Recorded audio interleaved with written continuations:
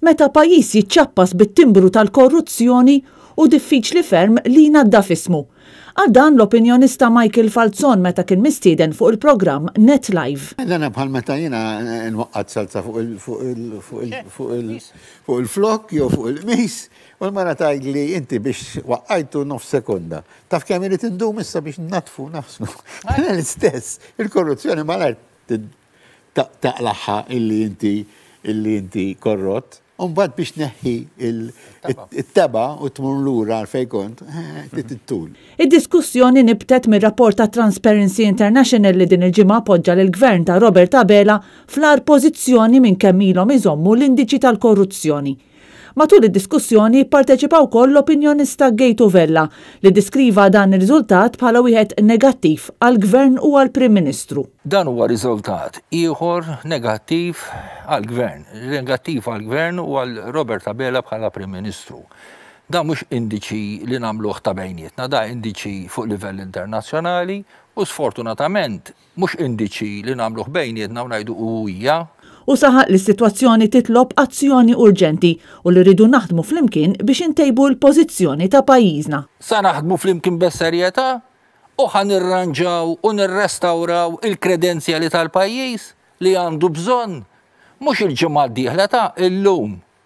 Għax jekk ma nirranġawhomx illum wara li tgħaddi l-pandemija il-pajjiżi kollha il-Prim Ministru jħobb jgħid ħanitilqu niġru. Qabel ma nitilqu niġru, irridu nitalmu nimxu. Għax laqqas nafu nimxu għadna, għax lura sejrim dak l-indiċi. Vella kompla li f'sena Robert Abela ma għamel xejn biex isewwi l-ħsara li saret bil-ftehim tal-elettrogas u dak tal-isptarijiet. L-Uffiċċju tal-Awditur Ġenerali indika bl-iktar mod ċar li kienu blatant, bl-iktar mod kategoriku li kien hemm abbużi fiż-żewġ kuntratti li jingħataw tal-elettrogas u tal-isptarijiet u l-Gvern raqat fuqhom daw, raqat. U xhur wara xahar wara xahar wara xahar u ma sar xejn. U ma sar xejn. U allura mhux bir-raġun għandna perċezzjoni ħażina. Min-naħa tiegħu Michael Falzon ittimbra d-dil tal-isptarijiet bħala wieħed diaboliku.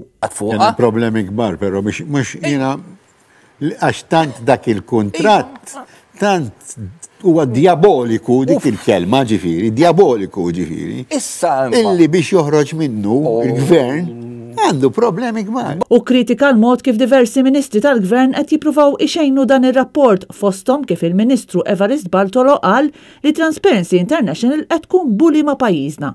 Di Transparency International qiegħda tibbulija lil dawn il-pajjiżi kollha. Jew xi picked up on di l-Ministru jilab il-victim card ngħidilha jien, il-karta li aħna vittmi tal-bully, naħseb illi laqqas il-Evarist Bartolo ma tixraqlux li jagħmilha, onestament. Enfasizza wkoll l-importanza li għandha l-perċezzjoni tan-nies għal dik li r-reputazzjoni ta' pajjiż, għax id-deċiżjoni dwar jekk wieħed jagħmilx investiment tittieħed propju minn din il-perċezzjoni.